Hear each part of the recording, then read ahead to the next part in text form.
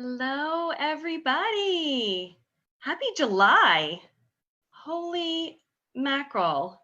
Before I get going, holy mackerel, that's really funny. I never say that. Like, where did that even come from? I don't know. Hold on. I'm just going to make sure that I am on live and that you can hear me. And well, that's really funny. I never say that. There we go. I am on. Great. Awesome. Okay. So it's July. And we are starting the third quarter. And of course, one of the things that we will all have maybe accomplished at this point, or maybe we have it on our calendar to get going, is thinking about our plans for the next quarter. What do we want to see happen by the end of this quarter? So, starting in October 1st, like, what do we want to be set up to do? And one of the things that is going to help us move forward in that is our time management. And so I'm going to be talking today about the myth behind time management, because I've learned a lot about it over the years.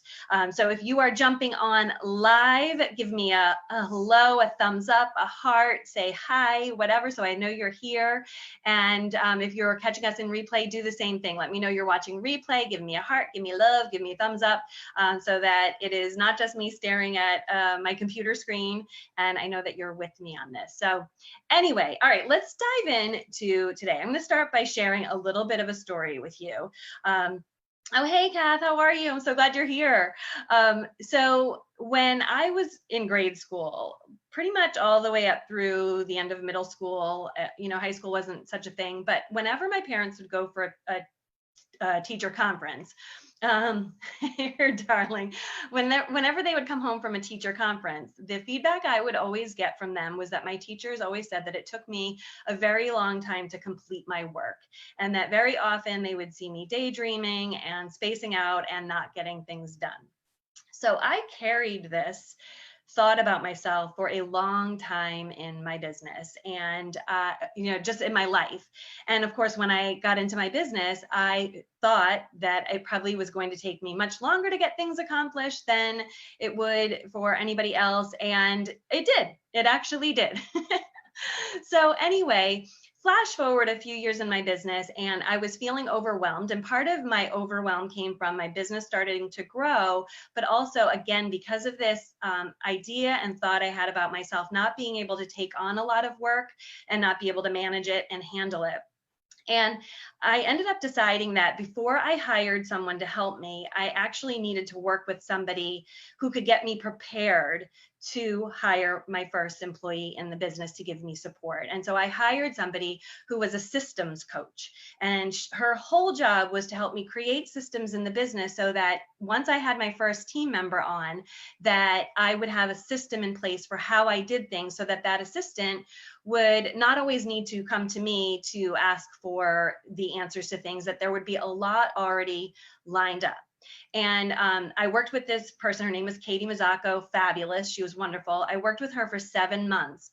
And what I didn't realize at the time was that Katie was not only a systems specialist, she was also a productivity specialist. So our work was weaving in both of those things, was both the systems management and the productivity.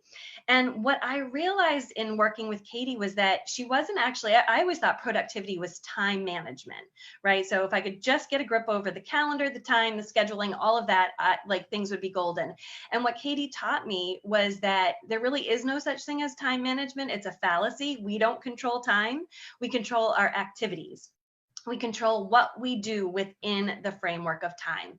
And so because of that, she helped me figure out how to structure my weeks, structure my days, prioritize my activities so that I could get a lot more accomplished in every day that I was doing. And at the same time, it was getting me prepared to bring on a new team member, which was really amazing. So I wanted to just share a little bit about some of the tools that I learned with Katie that I continue to use to this day that I absolutely love.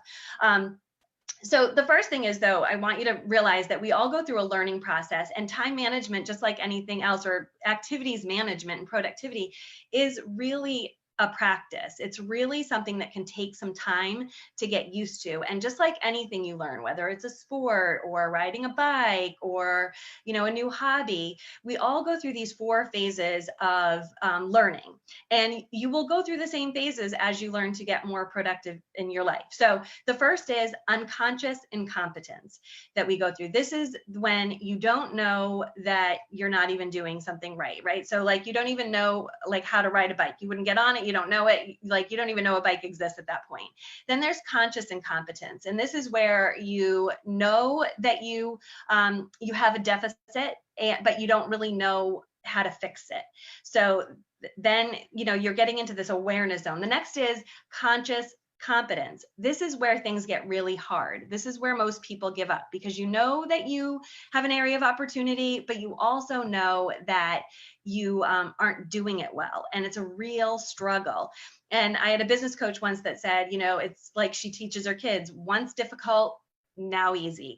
As you practice things, you go from this phase of once difficult, now easy. And there's so many things that if you take a minute to think about in your life, you have gone through that, right? So for me, I know the one thing that I always found with my kids growing up was their schedules would change when, a season would change. It's like starts baseball season, and I would totally screw up the entire scheduling. I wouldn't get to the places on time. I wouldn't get to the right place. And I realized it was just part of, I was really in that zone of conscious incompetence. Like I knew we had to be somewhere. I just wasn't great at fixing up the schedule to get us there on time. And then there's unconscious competence. And this is when you've got mastery at something that you no longer need to be thinking about it on a very conscious level. It just happens. So think about like any person that that's great at doing anything. LeBron James with basketball. He doesn't need to think about dribbling. He doesn't need to think about how to take the shot the right way. He doesn't have to really necessarily think about his free throws. So anyway, hey, I see people popping in. Hey, John. Hey, Karen. How are you? So good to see you. So just like anything else, your activities and productivity management is really going to be on a continuum of learning. So there are some things that we need to do to get you ready and prepared for taking on this journey, if this is something you need to practice on. And the first is kind of discipline, right? We're not naturally wired for discipline. I talked about this a couple of weeks ago, and the power of micro habits. We're actually wired to make life easy so that our brain doesn't need to work too hard on any one thing, because it needs to remain available for emergencies. So we really need to build in a way to create some manufactured discipline. Oh, hey, Analog Interiors. How are you? I love the flower. So we need to kind of create accountability. I'm going to talk to you a little bit about how I even do that in my personal life with a couple of things in a minute. But we're going to leverage on your activities management, your productivity management, 3 key neuroscience, brain science hacks. The first is decision debt.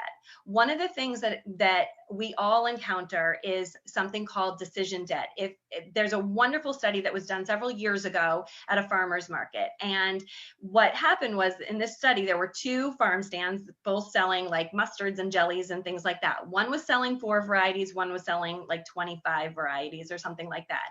And what was found was that the stands that had fewer options sold more at the end of the experiment.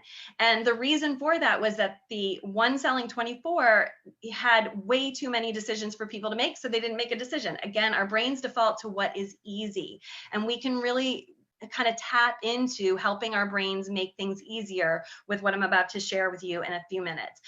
The next is accountability. Like I said before, accountability is super, super important. When we declare something to ourselves out loud, we write it down, the chances of us accomplishing it are so much greater. So I'm going to show you how in my productivity journey, accountability has gotten baked into that system at varying points as I'm learning to get better at doing something. And then there's something called context switching. And we've all experienced context switching. This is when we have far too many things to do, and we feel like we are in a million different directions, and we're focusing on many of them at any given moment and really don't have enough dedicated attention on one. We're kind of flipping the switch between activities. And this really wastes our time. I'm going to talk about that in a minute, how context switching is really costing us time, and it's costing us money in our businesses, and how if we can minimize the amount of context switching we do, we can get more done, and obviously we can then put more revenue in our pockets. So the first thing is, my first favorite thing is getting into awareness about ourselves. This was a tool that my first business coach, my second business coach, sorry, I've had a few, Fabienne Fredrickson taught me, and it's actually outlined a little bit differently in a book by Michael Hyatt called Free to Focus. And understanding yourself is understanding a few things, 4 things about yourself. Those are, what are you uniquely wired to do that you could do all day, every day, that's really easy for you? My business coach called this the your unique brilliance zone, the thing that you could do all day for free. For many of us on here, it is staging houses, it's making things look beautiful. We would do that all day for free. We get into flow, we forget to eat, we forget to drink, go to the bathroom, whatever, because we're just so in flow with that.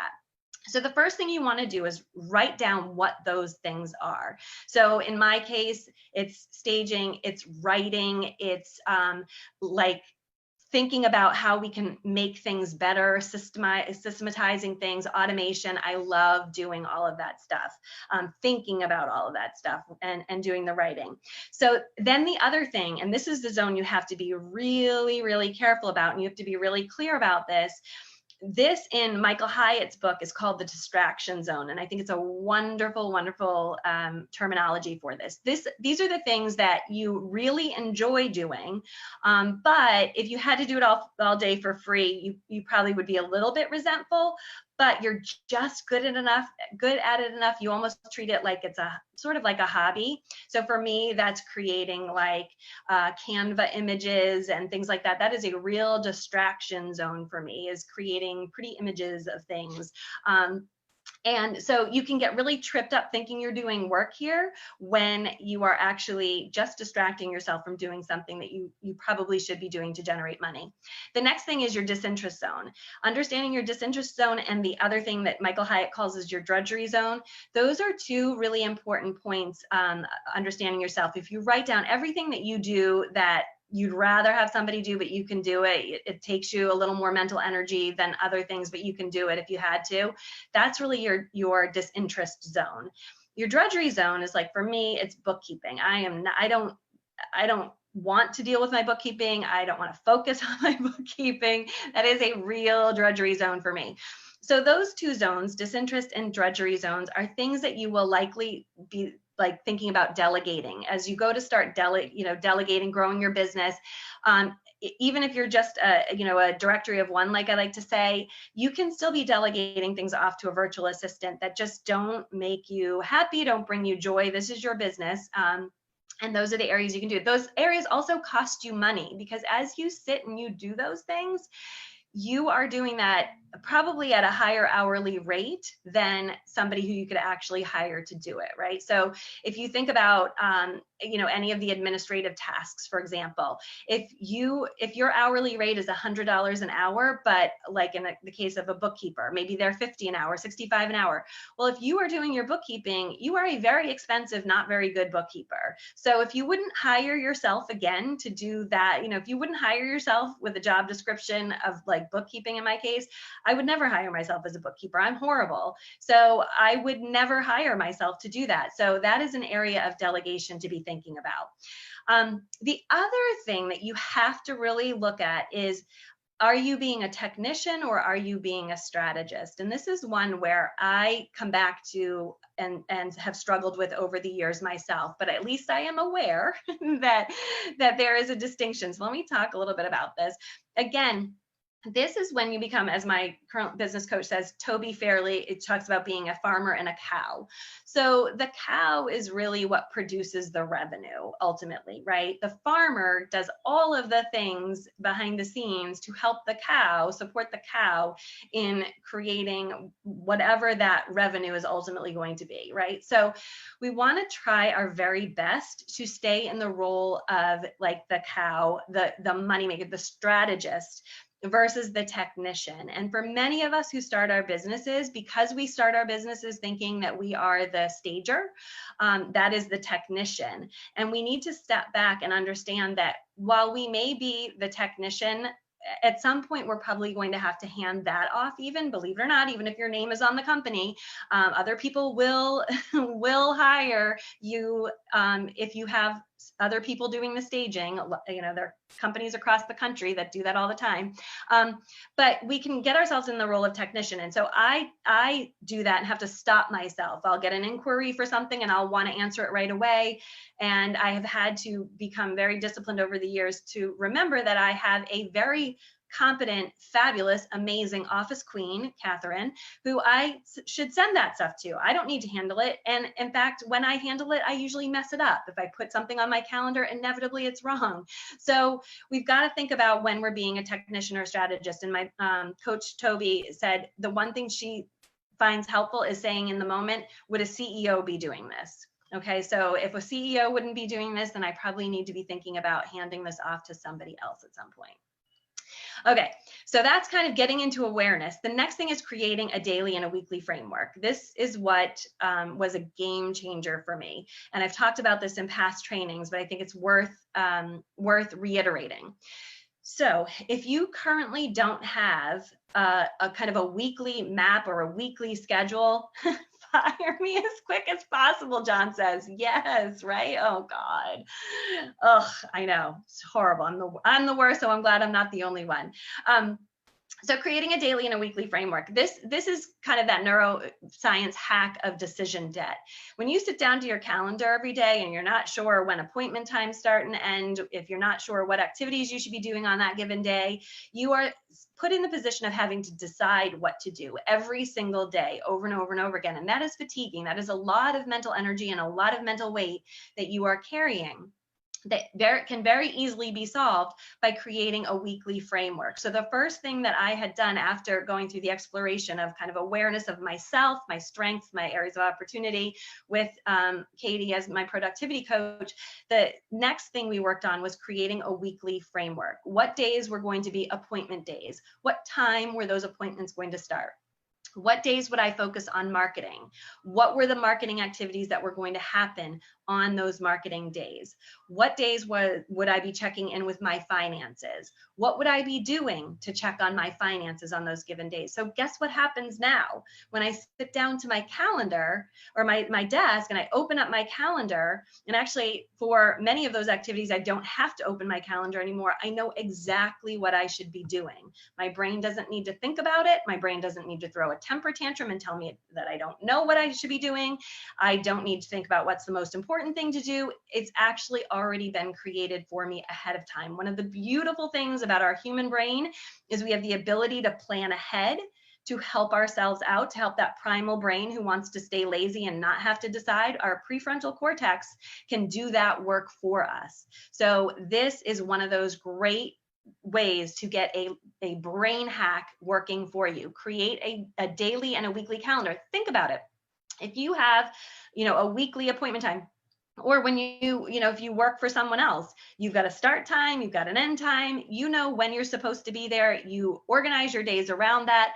It's a given. You can create the same thing in your personal life, right? You can do the same thing, whether it's work or business. So that is huge. So if you have not done that, I encourage you to open up a calendar, a blank calendar page, a weekly page. I do this in my Google Calendar. I have like a gajillion Google calendars that I use to do this for, where I create a weekly schedule. That was really game changing for me and my team as I grew. The next thing is creating a daily big three. My nose is so itchy all of a sudden. What the heck? I'm sorry, guys. Anyway, just keeping it real. Okay, creating a daily big three. So within your weekly plan, you should actually have a morning routine in which you get some things accomplished. And one of those is identifying the daily big three. So the daily big three is really looking at within each of those days. So if I've got marketing happening on Mondays, what are the most important things that I need to get to on Monday to move the rest of the week forward? And tackle those things first while you're fresh, those big three. And then after that, if there's other stuff that you need to tackle after that, go for it. But take the highest priority, the things that might take your most mental energy, and put those down. And in the beginning of your business, you might not know what those things are. And that's okay. I wasn't sure always either, but I would say this. Typically your big three are going to be creating a touch point to the outer world, right? So it's networking, it's reaching out to prospects, it's emailing, it's social media, creating that kind of thing, reaching out to past clients for testimonials, asking for referrals from past clients. All of those things are the kinds of big three things you want to be working on. And then from there, it can be, like in the case of our business, one of the things we're working on right now is automating some more things. We have a manual process in place for onboarding some of our clients. So we're working on automating things. So for me, on Mondays is one of my work on the business days. So last Monday I sat and I worked through what needs to happen, what are the steps that need to happen, and then I started putting them in my calendar. So today, for example, was updating a PayPal button and a landing page. So I was able to quickly get that done. This week, I was able to quickly get that done this week in order to move that forward. So, but if I didn't have a daily big three priority, I would be all over the place. This helps me check some boxes, and our brains, most of us get a dopamine rush from checking off boxes. Oh, hey, Melody, how are you? Time management. Yeah, so challenging working from home. Yes. Oh, yes. Right. Identifying those leaks in the day. What are the things that you like to do because you're working at home that kind of get in your way, right? Okay.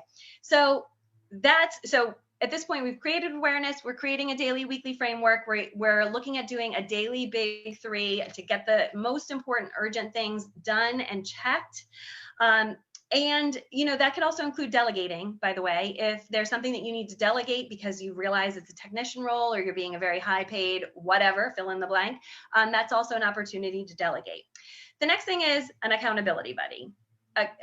My business coach, Fabienne Fredrickson, introduced me to the concept of the accountability buddy. And what we would have to do is write down our daily big three and then have a phone call at a scheduled time with an accountability buddy where we checked in, and all we simply did was tell them what our big three were for the day. And at the very end of the day, we had to check in and tell them if we completed those or not. Now in our business, we have recently implemented something similar. We do a Monday morning meeting and we create seven-day to-dos. And all we do at the beginning of that meeting is go through and say, did we get this done? Did we get this done? Did we not? That's some pretty serious accountability. If we haven't gotten it done during the week, it's like not awesome to show up and say you didn't do something. And especially if you didn't do it 2 weeks in a row. So build in accountability. I've told my students, one of the things that I even implemented in my personal life was I, want to work out and exercise and be healthy and well, but I also don't. So if it's rainy or yucky outside or I'm tired, I don't feel like doing it. But what I did was I started creating accountability with my husband where I snap a picture on a daily basis of me all covered in sweat after I've done a workout. And I gave him permission to ask me if he hasn't seen a picture, did I work out? And because I don't want to be like, no, I didn't work out, like this girl gets her butt up and she works out and sends the picture. So there are ways that you can do this. You don't need to have a phone call with somebody. You can simply snap a picture of these are my three bigs that I promised to do today. And here's what I did. So you send them off to somebody, whether it's somebody in business, somebody, your sister, brother, uncle, cousin, manicurist. I don't care who it is. Pick somebody that you can be accountable to until you get in the practice of doing stuff, right? And I've been working out for months. I still send a picture to that man because I have to. I'll skip it if I don't. So some things take more accountability than others, and that's okay. There's nothing wrong with that. The last thing is around this context switching concept. So context switching, again, if you missed it, is put her nose on a television show, please. Her nose is itching. You are so funny. My friend John, where John is coming in to be with us at some point in the next week or two, which I'm super excited about because we're going to have fun together. You're going to love it. You're not going to want to miss it. Anyway, okay. So batching. This is huge, guys. So context switching is when we're going back and forth between various activities. And I'm sure you've all experienced this where you're working on one thing and then I don't know, you get an email from someone and requesting some information. You're like, oh, okay, let me go find that. And you're like over here in your stuff and you're like, oh shoot, where was that notebook page? Oh, I thought I just put it over here. And then you're like, okay, let me go back. I've got to look up the file. I've got to, whatever it is. It's lost time when you switch back and forth, and then you get all that done, and then you've got to go back to whatever it was you're working on. Maybe it was a blog post, maybe it was social media, and then you've got to get yourself in the zone again, and then there's a whole getting in the zone thing that happens. So the way to avoid this is by batching your activities and batching the kinds of things that you do. So one of the things that I talked about with our students is that I batch content. I write down a whole list of what do I want to talk about in these Facebook trainings and start batching the content. You can batch blog posts, you can batch social media posts, but it's like to help you get in the zone and stay there. So one of the things that will happen when you create a daily and a weekly framework is you've got to be forgiving of yourself. You're just learning, right? So that daily and weekly schedule is going to take some time to get refined because you don't actually know maybe how long it will take you to, if say writing a blog is a priority for you for your business, you don't necessarily know how long it's going to take for you to write a blog until you start writing a blog, right?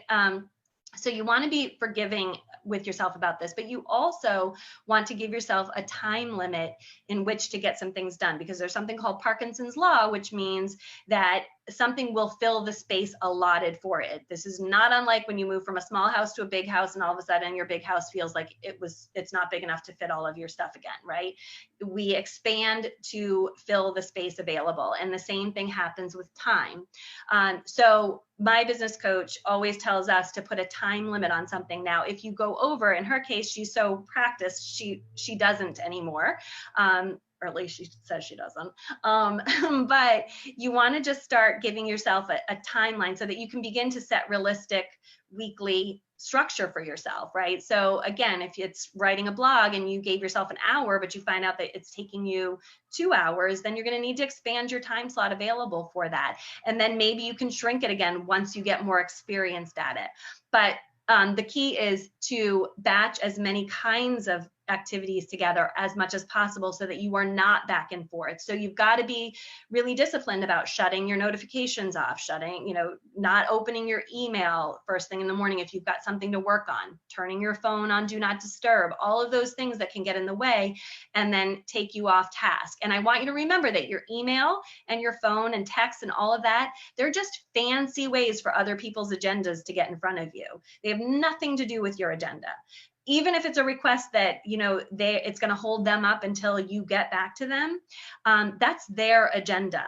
So you have got to be the person that sets the boundaries around your activities, around your activity management, and how you conduct yourself within the time that you are given, okay? So boundaries are the final thing. And I talked about this with my students yesterday. Boundaries are huge. You are the only one. Oh, of course I've got like a lawnmower outside now. I hope you guys can't hear it. Such a weird day. Happy July. But you are the only one who will honor your own boundaries, right? So nobody else knows your boundary unless you tell them. So if you concede your boundary all the time, you're going to be miserable and not love what you're doing. And the whole reason that you start your business or you start something like this is to just love your life, right? Be able to be more in control. Be in control and set some boundaries on yourself and honor your own commitments to yourself, because it's very easy to just let everybody else get in the way. If somebody needs an emergency appointment, I'm going to forgo that I had marketing and writing of my blog on this, and then what's going to happen is the blog's not going to go out this week. And then, you know what, because I missed it this week, I'm going to miss it next week. We cannot do that to ourselves, guys. So I'm giving you permission to say no to people, to politely put them off to a time that's better for you, and just to stay focused on what your goals are, okay? So anyway, that's what I got for you today. So hopefully you can take some of that with you. Begin to understand where your strengths and areas of opportunity are, where you are being the technician that is way overpaid for actually what you are doing in the moment. creating a daily and weekly framework, setting up a daily big three, identifying, identifying someone to check in with, batching, and creating your boundaries. Now, I've put up in the comment section for you a link to an activity, an action planner, a weekly action planner, where you can map out your daily three. You can map out the people you need to be in touch with for your marketing activities. If you want a copy of that, just go ahead to that link that's up above, and we'll send that to you, okay? But it's really, really helpful. That actually was huge in helping me get organized around that big three, okay? So that's what I got for you. So next week, we're going to be talking about the client onboarding process that we have at Rethink Home Interiors, a little behind the scenes sneak peek. So if you're struggling with how do you onboard a new client, I'm going to share with you how we do it at Rethink Home Interiors. And have a wonderful 4th of July for those of you who are in the United States. And for those of you who are not, have a fabulous weekend. And I will see you next Wednesday at 3 p.m. Eastern Standard Time. All right, guys, have a great one.